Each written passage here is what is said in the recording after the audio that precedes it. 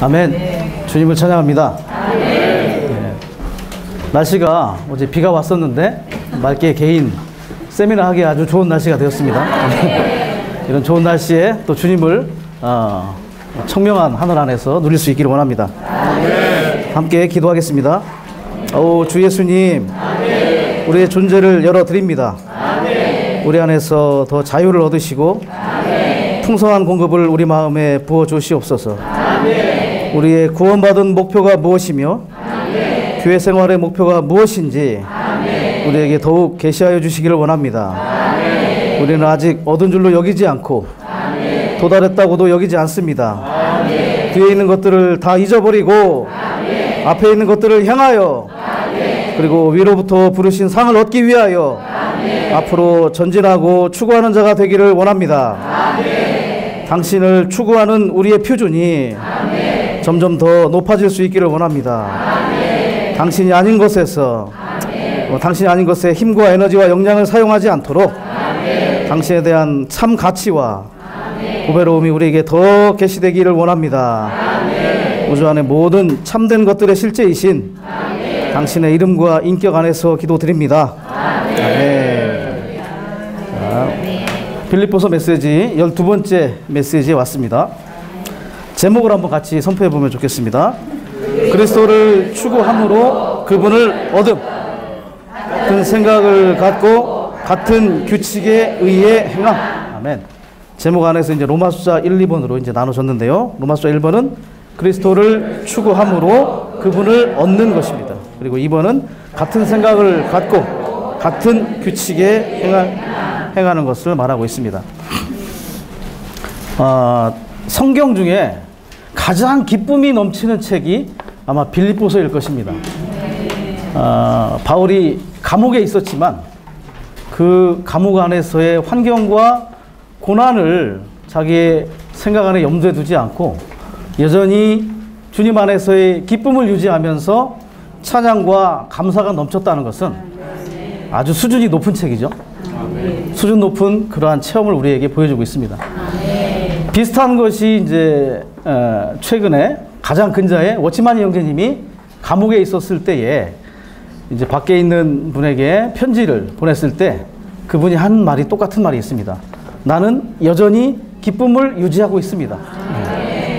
얼마만큼의 그리스도에 대한 체험과 뛰어난 부활에 이르는 그러한 생활이 그들에게 있었는지를 우리에게 보여주는 것이라고 할 수 있습니다.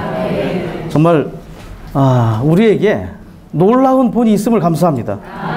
정말 진리의 수준이 높고 또 영적인 체험의 수준이 상당히 높은 빌립보서라고 말할 수 있습니다. 디모데후서가 바울의 그런 만약에 교육 과정으로 본다면 박사 과정이라고 본다면 빌립보서는 아마 대학원 수준의 높은 수준으로 우리가 평가할 수 있을 것입니다. 그렇기 때문에 이 빌립보서를 이해하고 체험하고 실제 안에 들어가기 위해서는 정말 지혜와 계시형이 필요할 뿐만 아니라 우리가 겸손하게 열린 그릇으로 그분 앞에 나아갈 필요가 있을 것 같습니다. 이러한 영으로 빌립보서를 끝날 때까지 계속 추구할 수 있기를 원합니다. 빌립보서는 총 4장으로 되어 있죠.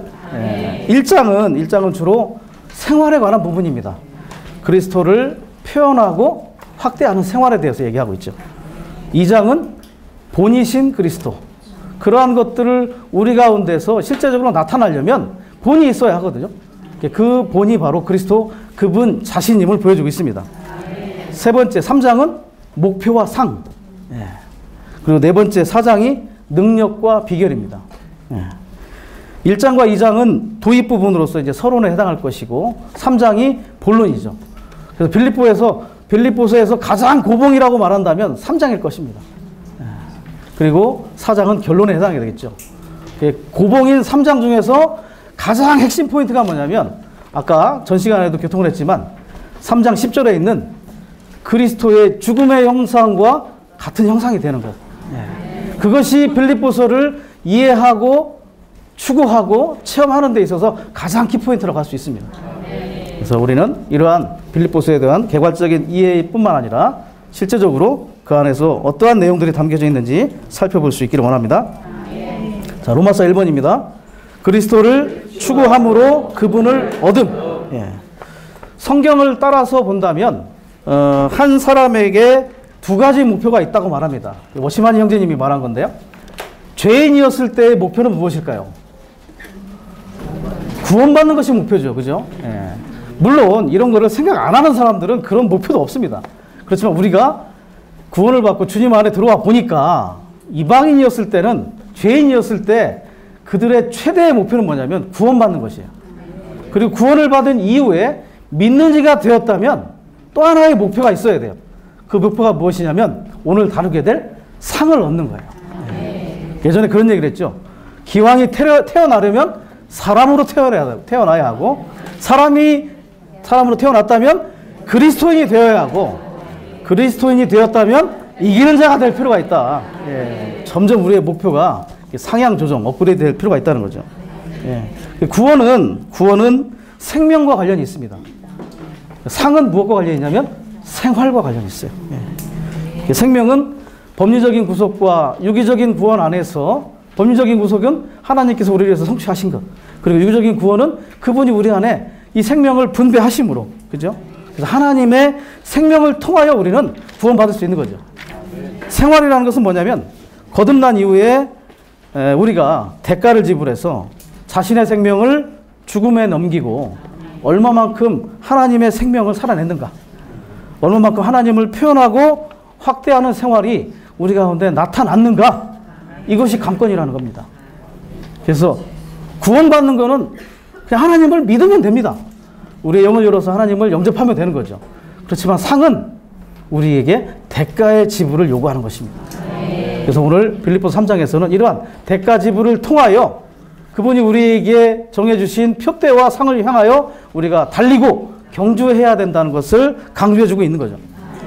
마태복음 22장 14절에 이런 말씀이 있어요. 초대된 사람들은 많으나 선택된 사람들은 적습니다.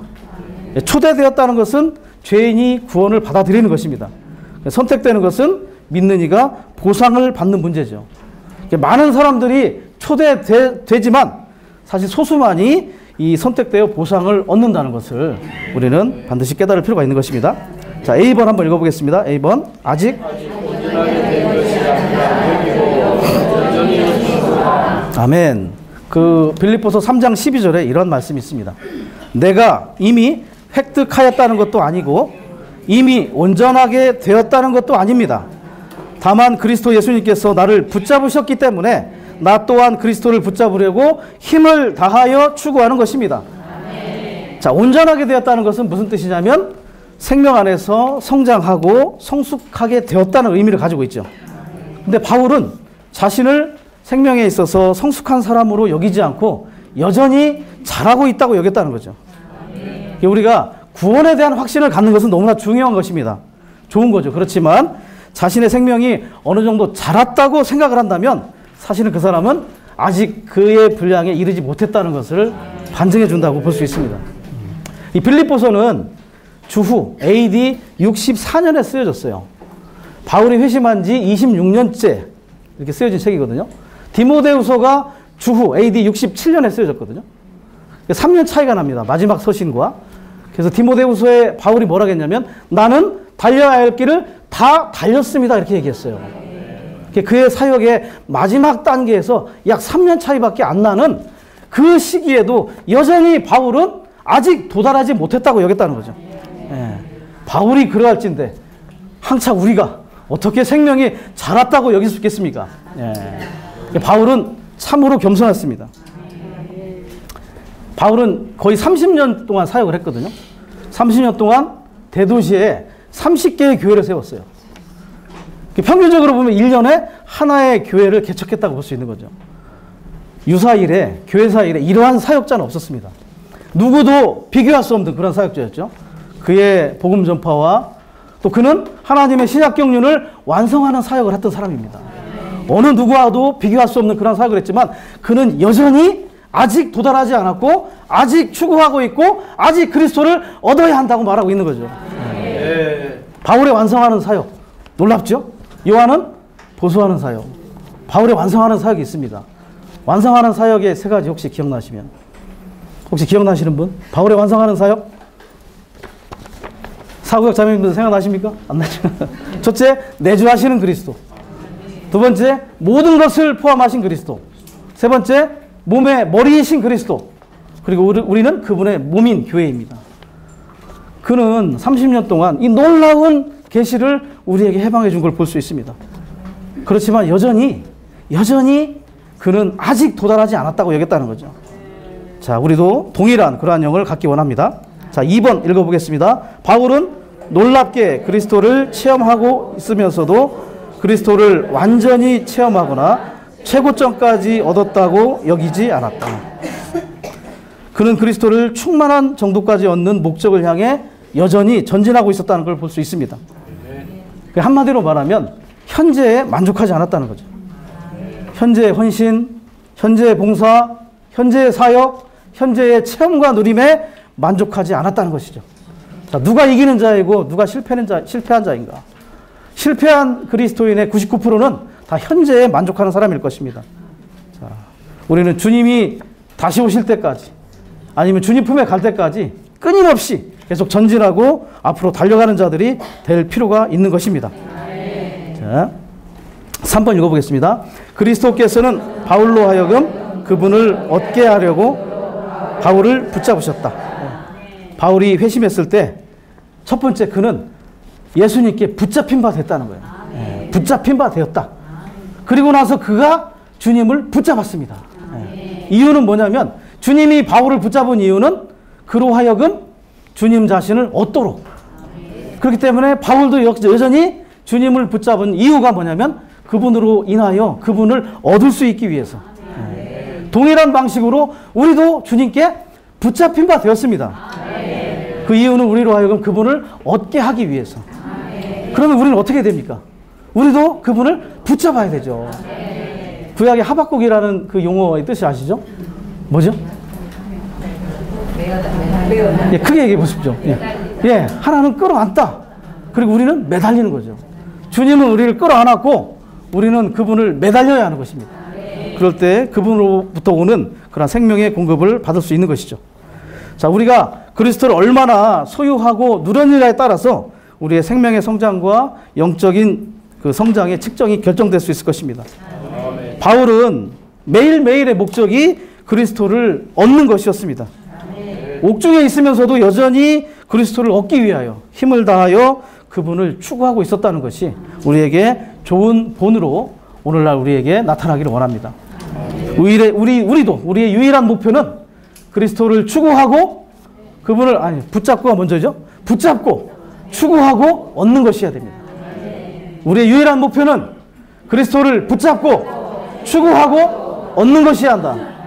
옆에 분들하고 한번 선포해 보시죠. 바 옆에 짝꿍하고 우리의 유일한 목표는 그리스도를 붙잡고 그리스도를 추구하고 그리스도를 얻는 것이어야 한다.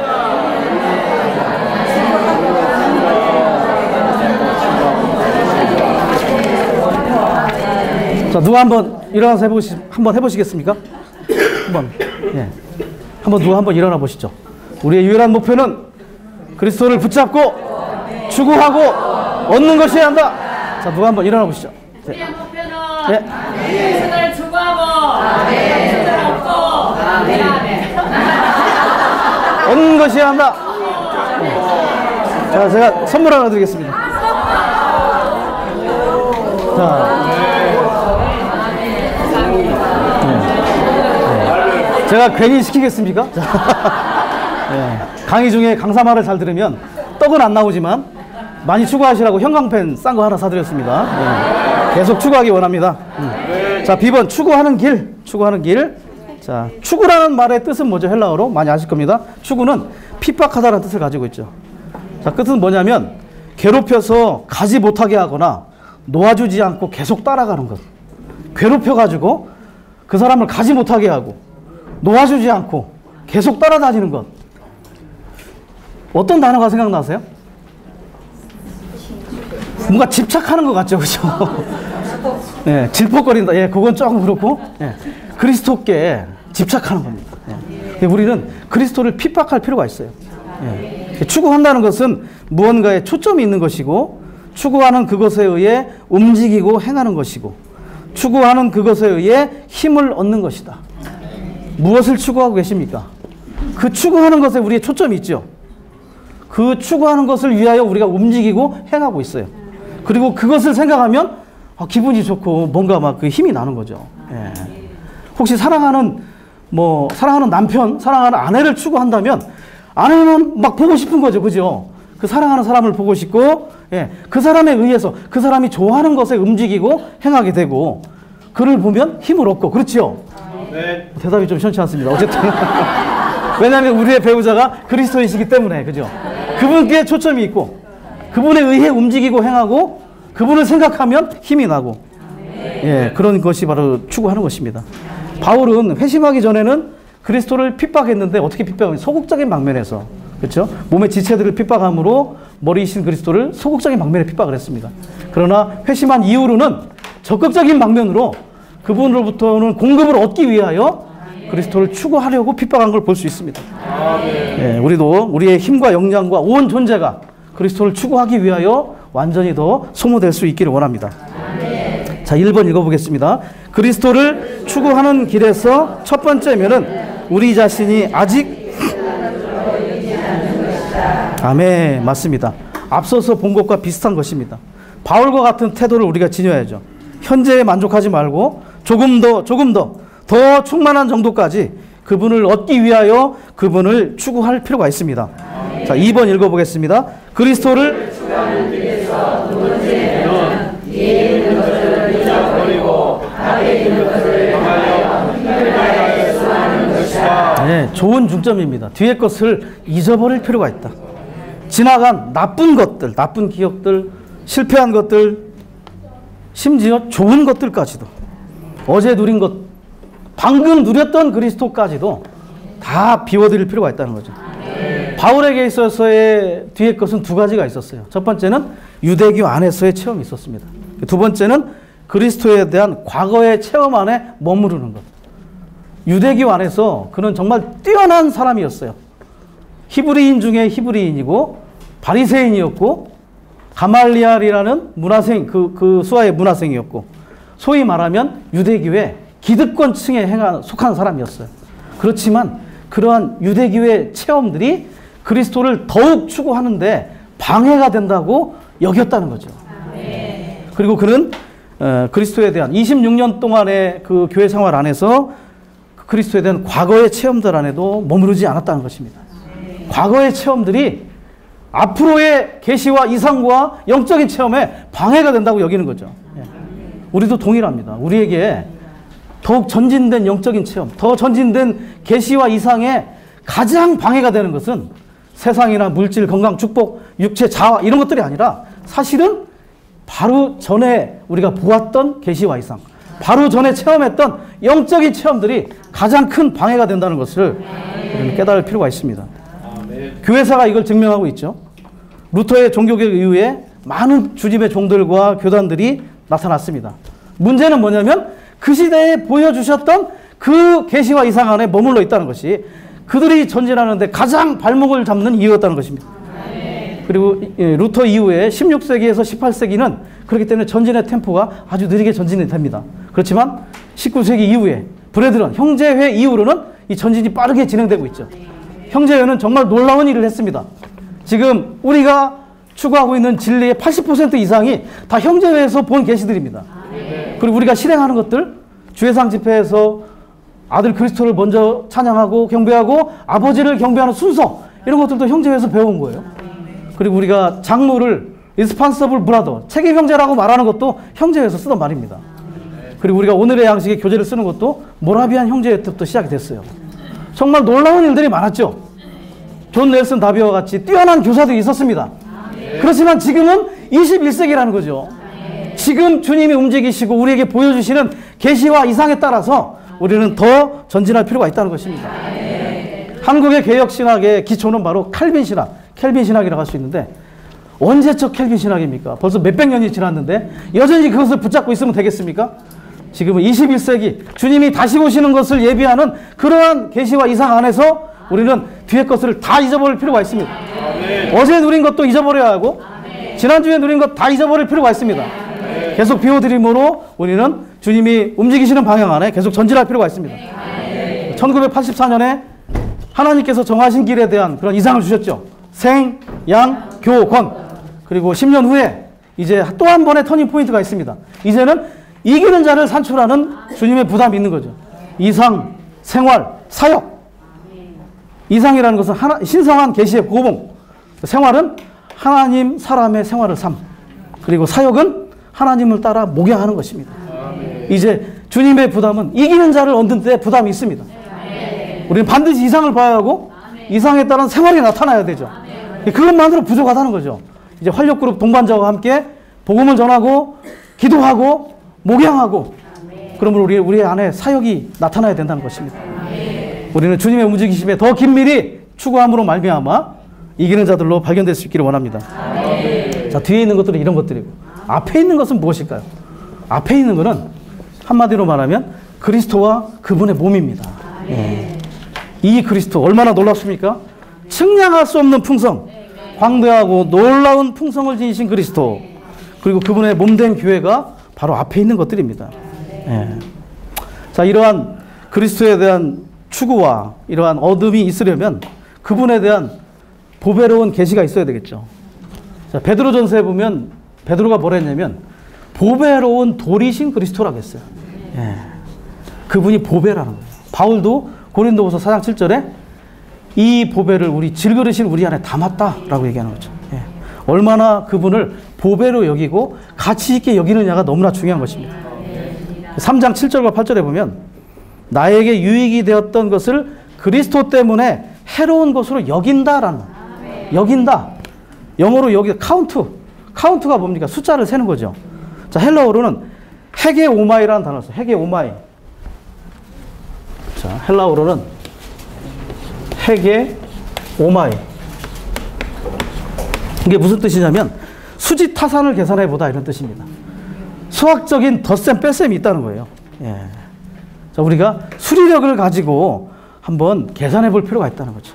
바울은 유대교의 어떤 체험들, 그리고 타고난 사람들 안에 자신이 가지고 있던 이득, 육체 안에 남아있는 가능성들과 역량들, 이 모든 것들을 다 그리스도를 얻기 위하여 해로운 것으로 여겼다. 계산해 봤다는 겁니다. 계산이 된다는 거죠. 바울은 한마디로 뛰어난 회계사였습니다. 우리는 신성한 회계학을 배우고 있는 거예요. 그렇죠?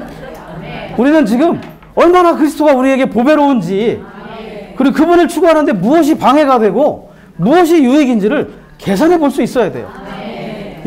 맹목적으로 따라가서는 안 됩니다. 우리 안에서 이러한 계산이 있을 수 있도록 우리는 그분을 향하여 더 많은 계시와 이상을 줄 것을 주님 앞에 긍휼을 구할 필요가 있습니다. 자, 또 로마서 8장 18절에도 그런 말씀이 있어요. 나는 현재의 고난을 장차 우리에게 나타날 영광과 비교할 수 없는 것으로 여깁니다. 그 여기다라는 단어도 동일하게 계산해 본다는 그런 뜻을 가지고 있어요. 한 가지 더 알려드릴게요. 이사야 2장 22절. 너희는 인생을 의지하지 말라. 그의 호흡은 코에 있나니 수에 칠 가치가 어디 있느냐. 수에 칠, 이게 뭐냐면 계산해 볼 가치가 없다. 셈을 해볼 가치가 없다. 야고보서 4장 14절에 야고보가 그랬죠. 사람의 생명은 잠시 나타났다가 즉시 사라지는 안개입니다. 우리의 인생은 보배로운 그리스도를 우리 안에 담지 못하고 얻지 못하고 소유하지 못한다면 아무런 셈할 가치가 없다. 이런 것들이 합당한 수리력이 우리에게 필요하다는 겁니다. 우리 이러한 말씀의 추구 안에서 우리는 더 분별을 가지고 그분이 얼마나 뛰어난 분이고 우리에게 보배인지, 그리고 그리스도를 추구하는 데 있어서 방해가 무엇인지, 유익이 무엇인지를 분별할 수 있는 자들이 될 수 있기를 원합니다. 그러기 위해서는 우리는 비둘기의 눈과 같은 것이 필요합니다. 그리스도만을 바라보는 단일한 시야, 이러한 수리력이 우리에게 나타난다면 우리는 그리스도만을 바라볼 것입니다.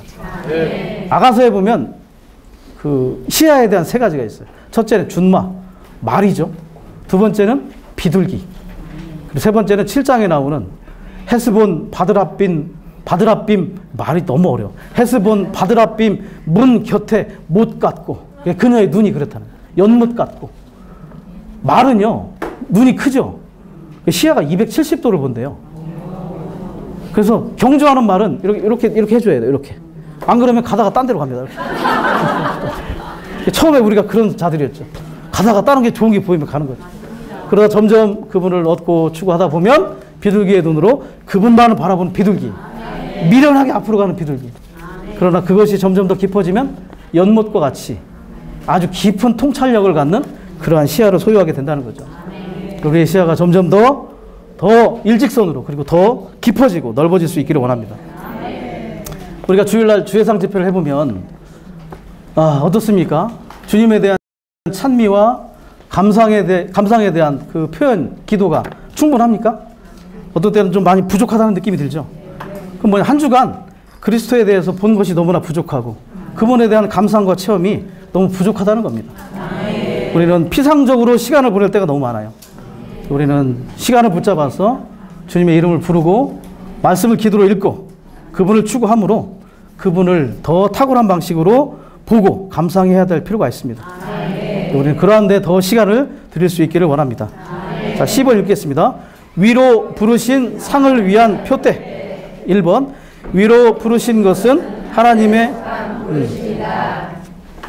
자, 이 위로 불렀다는 것은 높은 부르심이라는 건데 이 부르심은 땅에 속한 것이 아니고 물질적인 영역에 속한 것이 아니라 그리스도 한 분을 추구하는 이것은 아주 높고 고결한 하늘에 속한 부르심이라는 걸 우리에게 보여주고 있습니다. 자, 2번 상을 얻으려면 표대에 도달해야 하고 표대에 도달하려면 경주를 해야 한다. 표대는 뭐냐면 표대는 한마디로 말하면 그리스도를 충만히 누리는 것이 우리의 표대입니다. 뭘 향해 달려갑니까? 그리스도를 충만히 누리는 것을 보고 가는 거죠. 그리고 상은 뭐냐면 그것에 도달하는 것. 천년왕국에서의 그리스도에 대한 가장 높은 누림을 상이라고 말하는 거죠. 이기는 자들은 천년왕국 안에서 그리스도를 이렇게 최고의 누림으로 누리게 될 것입니다. 아까도 생활을 얘기했죠. 반드시 주님이 다시 오시면 소위 최소한 이곳에 있는 분들은 보상 아니면 징계가 있다는 거죠. 형제 외에 펜버, 고벳, 펜톤이 이걸 봤습니다. 왕국은 보상이 아니면 징계다. 우리는 이것에 대해서 더 분명해질 수 있기를 원합니다. 그래서 이 또 최상의 누림은 아까도 교통에 11절에 뛰어난 부활에 일치하는 거예요. 뛰어난 부활에 이르는 것이 그리스도를 최고로 누리는 것입니다. 예를 들어보겠습니다. 고등학교 3학년에 학생들이 많죠. 한 50여 명은 너무 적습니다. 한 300명 있다고 합시다. 그러면 졸업할 때 모든 학생들이 다 졸업을 하죠. 그건 다 부활에 이르는 거예요. 그렇지만 그 중에서 상을 받고 원하는 서울대학에 들어가는 이런 학생들은 소수에 불과하다는 거예요. 특별한 명예를 누리는 것. 그것이 바로 이 최고의 부활, 뛰어난 부활과 비견될 수 있다고 볼 수 있습니다. 자, 계시록 20장 5절에서는 첫째 부활이라고 해요. 첫째 부활. 성경에서 첫째라는 말은 언제 쓰죠? 가장 좋은 부활이라 가장 좋은 부활. 히브리서 11장 35절에서는 더 좋은 부활. 그리고 누가복음 14장 14절에서는 보상의 부활이라고 얘기합니다. 자, 요한복음 5장 28절에서 29절에 보면 우리에게 두 종류의 부활이 있다고 말합니다.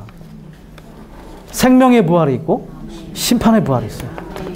최소 우리는 생명의 부활 안에 들어온 자들입니다. 우리가 구원받았을 때 이미 생명의 부활이 우리에게 속했습니다. 심판의 부활은 천년왕국 끝에 백보자의 심판이 이방인들에게 있을 그런 심판의 부활을 얘기하고 있는 거죠.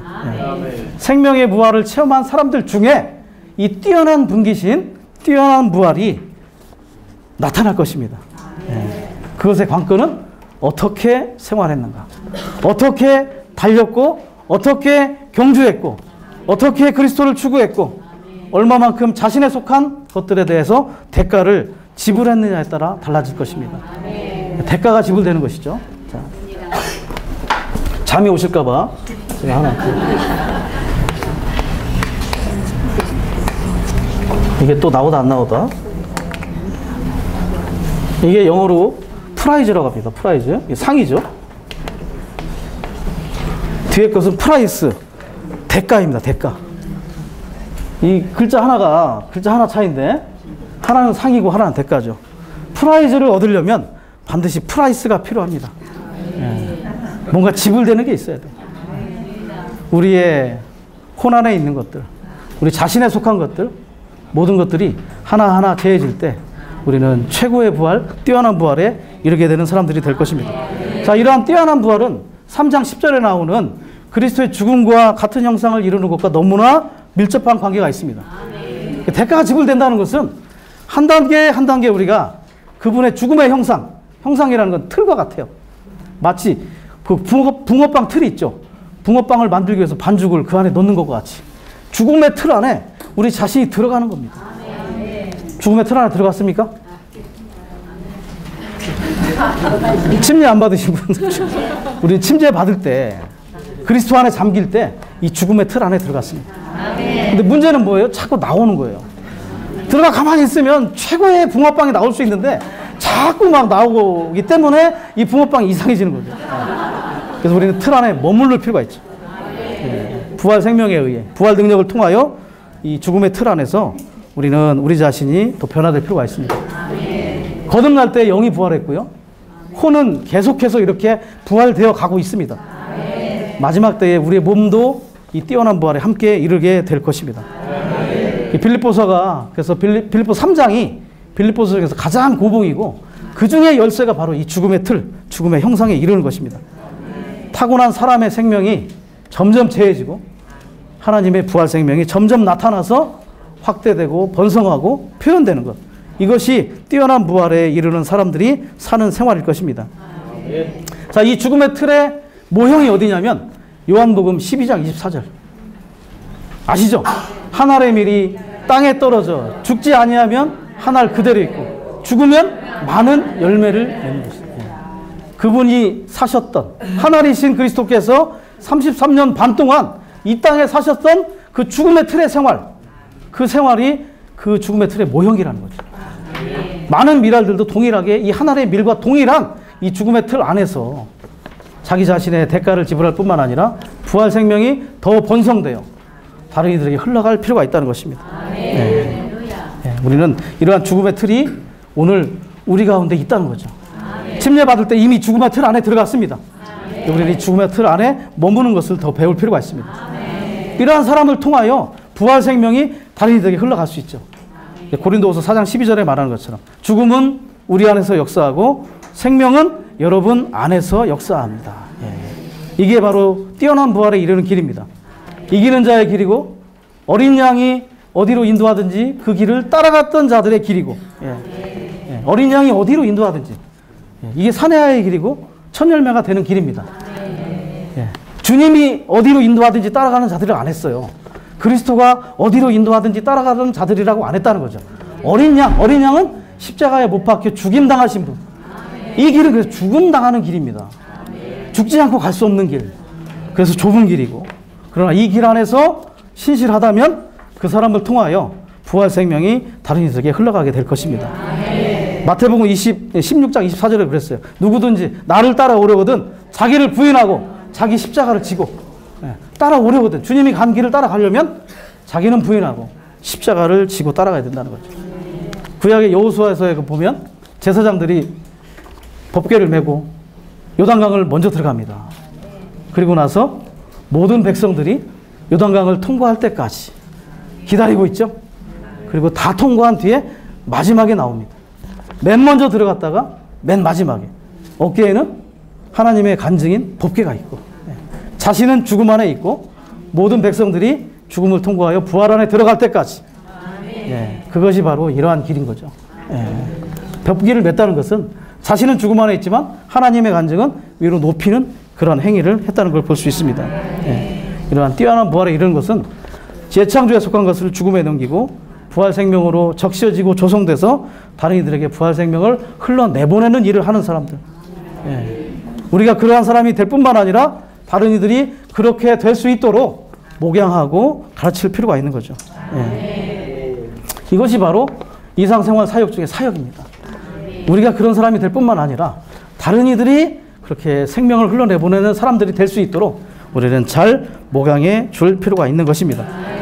자, 이렇게 죽음의 틀 안에서 얼마만큼 대가가 지불됐느냐가 주님께 사용되어지는 양이 정해지는 것입니다. 대가가 지불되지 않고 안락하고 평안한 생활에 주저앉아 있다면 그만큼 주님께 사용되어지기는 더 어려울 수 있습니다. 자, 이렇게 구원과 상을 아는 것은 계시록을 이해하는 데 상당히 중요한 거죠. 계시록은 이상의 책입니다. 이상. 사내 아이가 되는 길, 천열마가 되는 것, 이상을 보여준다면 그 실제적인 길은 바로 이 심장 서신들 안에 실제적으로 나타난다는 거죠. 갈라디아서, 에베소서, 빌립보서, 골로새서, 이러한 서신들을 우리가 잘 추구하고 그 안에서 실제를 발견하고 체험한다면 우리는 이기는 자들이 될 수 있을 것입니다. 자, 로마서 2번 넘어가겠습니다. 같은 생각을 갖고. 아멘. 빌립보서 3장 15절에 이런 말씀이 있는데요.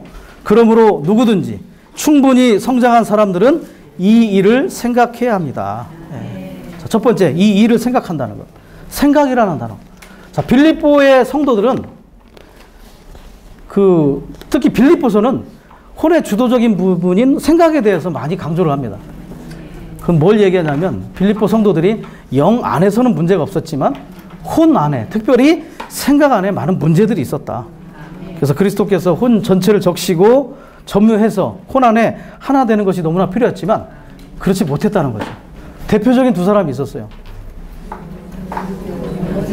유오디오와 순두계. 예. 둘의 어떤 경쟁 관계에 있었죠. 한 혼과 한 생각이 되지 못했다는 것. 이건 비단 자매님들의 문제가 아닌 것 같습니다. 교회 안에 많은 유오디오와 순두계가 있어요. 그죠? 경쟁이 있지만 또 견제도 있고. 예. 생각 안에서 한 생각을 갖지 못하고 한 호지 갖지 못하기 때문에 동역하지 못하고 주님을 함께 추구하지 못하는 거죠. 그래서 바울은 빌립보 성도들이 혼 안에서 같은 것을 생각하고 한 가지를 생각하고 그렇게 해서 바울 자신의 기쁨이 넘치게 해줄 것을 부탁했다는 거죠. 자, 이러기 위해서는 혼의 주도적인 부분인 생각이 더 변화될 필요가 있습니다. 예. 생각이 신진대사적으로 새 요소를 흡수하고 옛 요소를 배출함으로써 우리가 더 변화될 필요가 있는 거죠. 예. 변화라는 영어 단어가 트랜스폼인데요.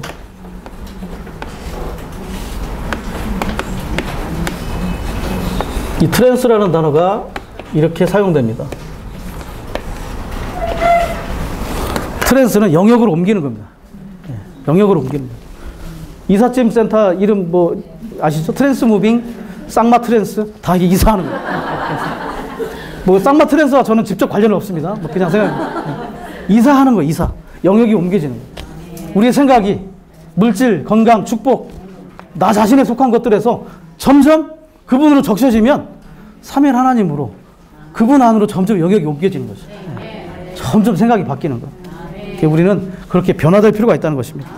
자, 특별히 3장 15절에서 이 일을 생각한다는 건 뭐냐면 한 가지를 생각하는 거예요. 그리스도를 최고도로 추구하고 얻는 일에 초점이 맞추어진 생각. 그리스도를 최고도로 추구하고 얻는 일에 초점이 맞추어진 생각. 이것만 생각한다면 아무 문제가 없습니다. 내가 이렇게 생각하고 어느 지체가 그렇게 생각한다면 아무 문제가 없어요. 예. 그래서 이 일을 생각을 많이 안 한다 그러면 어떻게 생각하는데 아직 온전케 되지 않았구나. 아직 생명이 자라는 것이 아직 부족했구나 라고 생각하면 된다는 거죠. 우리가 하루 종일 이 생각이 그리스도를 더 추구해야 되는데 어떻게 하면 그리스도를 더 얻을 수 있을까 라는 생각이 점유되어 있다면 많이 온전케 됐다는 겁니다. 지금 동역자 형제님들이 미국의 동역자 형제님들 젊은 시절에 이형제님께 찾아가서 형제님 오늘 그랜드 캐년에 가서 좀 관광을 하면 어떻겠습니까? 라고 제안을 했다는 거죠. 그때 이 형제님이 형제들 다녀오시오. 나는 영안에서 세루살렘에 대한 광경을 보는 것이 훨씬 더 즐겁소. 라고 이야기를 했다는 거예요. 그래서 형제들 너무 이제 그때만 해도 이해를 못하고 아니 그래도 그렇지 형제님 한 번 더 와주시면 안 되나? 그렇게 했는데 나중에 시간이 지나고 보니까 그것이 무슨 의미인지 아주 주관적인 체험이 됐다는 거예요. 점점 바뀌는 겁니다. 어떤 것이 우리의 초점이 되고 어떤 것이 우리의 관심사가 되는지 우리의 생각이 바뀌는 것이고 그렇게 되기 위해서 우리는 그리스도만을 최고로 추구하는 것에 점점 더 우리의 생각이 초점이 갈 필요가 있다는 거죠. 그리스도만 생각하는 그러한 사람들이 될 수 있도록 더 추구하기 원합니다. B번 하나님의 유일한 표대. 그리스도를 추구하고 얻는 것이 우리의 유일한 표대가 되어야 합니다. 이 표대에서 빗나가지 않을 수 있도록 지속적으로 우리의 생각을 주님께서 조절해 주시도록 주님께 우리의 긍휼을 구합니다. 자, 10번 10번 기본적인 원칙의 행함. 3장 16절에 말씀이 있어요. 우리가 어느 단계까지 이르렀던지 간에 같은 규칙으로 행합시다. 같은 규칙으로 행합시다. 두 가지가 중요합니다. 첫 번째, 행합시다라는 헬라어 단어는 스토이케오. 아시죠? 질서정연하게 군대 행렬로 이렇게 보조를 맞춰서 가는 겁니다. 예. 자, 이 길은 바로 그 영을 따라 행하는 길이죠. 그 영의 제안을 받고 그리스도를 얻기 위해 추구하는 생활이고 자신을 신뢰하지 않고 하나님을 신뢰하는 생활입니다. 같은 규칙이라는 건 뭐냐면 같은 노선, 같은 선, 같은 보조를 행하는 겁니다. 한마디로 한 줄에 서 있는 거예요. 우리가 그런 말 잘하죠. 줄을 잘 서야 한다. 형제님들은 군대 가서 제일 중요한 게 옛날에 줄을 잘 서야 한다.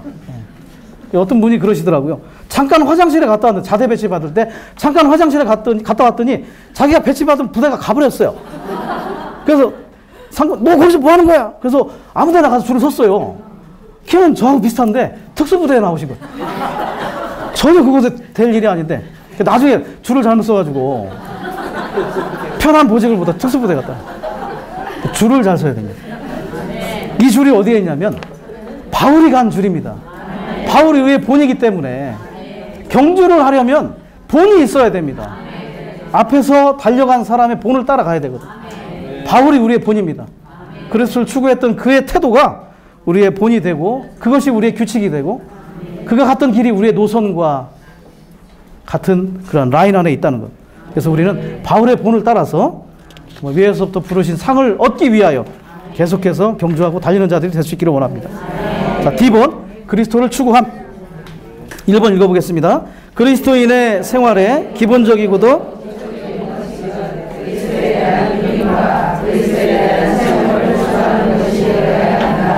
기본적이고도 기초적인 원칙이라는 것은 통제하는 원칙이라는 거예요. 통제하는 것. 우리를 통제하는 원칙, 생활에 통제하는 원칙은 이 원칙, 그리스도에 대한 누림과 그리스도에 대한 체험을 추구하는 것. 이것이 우리의 원칙이 된다면 우리는 하나가 될 수 있습니다. 자, 우리가 무엇을 하든 우리가 그리스도를 체험한 그리스도를 공급하는 것은 헛되지 않은 것입니다. 우리가 체험한 그리스도를 공급하는 것이 영원히 남을 것이죠. 바울의 부담 2번입니다. 바울의 부담은 뭐죠? 그리스도 추구하는 것이다. 그렇죠. 회복은 확산되어야 되고 인수도 증가되어야 되고 그러나 그리스도가 얼마나 우리에게 얻어졌느냐가 관건이라는 거죠. 바울은 2장 16절에 헛되이 달리지 않았고 헛되이 수고하지 않았다고 말하는 것입니다. 헛되이라는 것은 그리스도 없이 하지 않았다. 우리 한번 우리 자신을 한번 돌이켜볼 필요가 있습니다. 우리가 생활하고 있는 것, 우리가 하고 있는 일과 봉사, 그리스도 없이 하고 있는 것인지 그리스도가 우리 가운데 얻어지고 소유되는 방식으로 그분을 따라가는지를 우리는 볼 필요가 있는 것입니다. 그래서 우리가 이 그리스도를 붙잡고 얻고 추구하고 그분을 향해 간다면 이것이 우리를 보호해 줄 것입니다. 아무리 교회 생활을 오래 했을지라도 그리스도를 얻지 못한 생활이라면 언제 떠나게 될지 모르는 거예요. 그런데 반드시 그리스도를 얻고 추구하는 생활 안에 있을 필요가 있습니다. 우리가 지금 합당한 터 위에서 하나의 입장 위에서 교회 생활하고 있죠. 이건 너무나 중요하고 좋은 일입니다. 그렇지만 그리스도를 얻지 못하는 생활이라면 그냥 외면적인 하나 안에 있는 것이고 빈 껍데기의 교회 생활이라는 걸 인식할 필요가 있습니다. 바울이 추구했던 그 그리스도가 오늘 우리에게 더욱더 소유되고 얻어질 수 있도록 우리는 그분을 더 추구하기를 원합니다. 그렇다면 우리의 혼돈과 분열이 치료될 것이고 교회 안의 모든 문제들이 다 사라지게 될 것입니다. 우리에게는 시간이 많이 남아있는 게 아닙니다. 개인적인 야심을 품거나 다른 이들에게 인정받으려 하는 것들, 이런 것들에 우리 자신을 허비하지 않기 원합니다. 그리스도를 추구하고 쫓는데도 시간이 부족하다는 것을 인식하기 원합니다. 우리의 에너지와 남은 생의 시간들이 그분을 붙잡고 획득하는데 우리 자신을 더 드리기 원하고 이것을 위하여 시간이 다투게 될 필요가. 자, 9절, 제가 또 마지막이 되니까 굉장히 긴장이 되는데 고린도전서 9장 25절에 경기장에서 이기기를 다투는 사람마다 모든 일에 자제합니다. 이기기를 다툰다는 건 뭐냐? 시간과 다투는 겁니다. 다른 이들과 다투는 게 아니라 우리는 시간과 다투어야 돼요. 시간이 그리 많지 않다는 것. 이 시간 안에 우리는 그리스도를 추구하는 자들이 되기 원합니다. 오늘 마지막에 한 여인을 좀 소개해 드리고 싶습니다. 구약에 룻이라는 여인이 있었어요. 룻, 모압 족속이었죠. 조상인 룻과 그의 큰딸이 근친상간에 의해서 나타난 족속이 모압 족속이었고, 그들은 영원히 여호와의 총회에 참여할 수 없다고 여호와께서 심판을 하셨습니다. 그런데 그 룻이라는 여인의 태도는 너무나 합당하고 다른 영을 가졌었어요. 자, 그 시어머니가 누구죠? 나오미라는 여인이 있었고, 그리고 시아버지 엘리멜렉이 있었는데, 베들레헴에 기근이 들어서 모압 땅에 가족을 이끌고 왔죠. 근데 그곳에서 두 아들 말론과 기련이 모압 여인과 결혼을 하게 됩니다. 그리고 그곳에서 남편이 죽고 두 아들도 죽게 되죠. 그리고 나서 이제 베들레헴으로 돌아가야겠다. 그래서 이 두 며느리에게 친정으로 돌아가서 새 출발하거라. 그때 처음에는 무슨 소리냐, 가지 않겠다, 어머니를 따라가겠다. 근데 아니라 내가 지금 아들을 낳고 너희들에게 남편을 줄 수 있겠냐, 돌아가라. 그랬더니 룻과 오르바 중에 오르바는 어머니에게 입맞추고 돌아갔다는 거예요. 그렇지만 룻은 돌아가지 않았어요. 그녀가 한 말이 아주 유명하죠. 제가 한번 읽어드리겠습니다. 나로 어머니를 떠나며 어머니를 따르지 말고 돌아가라, 강권하지 마십시오. 어머니께서 가시는 곳에 나도 가고 어머니께서 유숙하시는 곳에서 나도 유숙하겠나이다. 어머니의 백성이 나의 백성이 되고 어머니의 하나님이 나의 하나님이 되시리니 어머니가 죽으시는 곳에서 나도 죽어 거기 장사될 것이라. 만일 내가 죽는 일 외에 어머니와 떠나면 여호와께서 내게 벌을 내리시고 더 내리시기를 원하나이다. 나오미는 그 룻의 이런 결심을 보고 더 이상 말하지 않습니다. 룻기 1장 14절에는 뭐라고 되냐면, 룻은 나오미를 붙잡고 쫓았다는 얘기예요. 붙잡고. 그 히브리어로 다바크라는 단어를 쓰는데, 달라붙다, 밀착하다, 집착하다는 뜻을 가지고 있어요. 예. 그녀는 어머니에게 강한 밀착이 되었어요. 그녀에게 뒤의 것이란 무엇이겠습니까? 자신이 모압 사람이고 영원히 여호와의 총회에 들어갈 수 없다는 사실은 뒤의 것으로 잊어버렸어요. 잊어버렸다는 건 뭐냐면, 영향을 주었다는 것을 등한시하고 무시하고 무관심해 버리는 거예요. 우리는 모든 뒤의 것을 잊어버릴 필요가 있습니다. 그리고 다만 하나님과 하나님의 백성을 긴밀히 쫓고 그것을 추구한 여인이었다는 거죠. 그녀가 추구한 하나님과 하나님의 백성은 우리에게 무엇으로 비교되겠습니까? 그리스도와 그분의 몸된 교회를 추구하는 것에 비유될 수 있을 것입니다.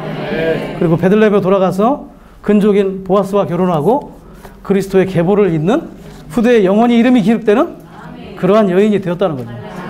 우리도 그 여인의 그러한 추구처럼 긴밀히 주님을 붙잡고 놓지 않으리, 끝까지 긴밀히 어린 양이 인도한 그 길을 따라서 감으로 말미암아 위로부터 부르신 상을 얻고 그날에 왕국 안에서 모두가 뛰어난 부활, 최고의 그리스도의 누리만으로 들어갈 수 있기를 원합니다. 주님을 찬양합니다.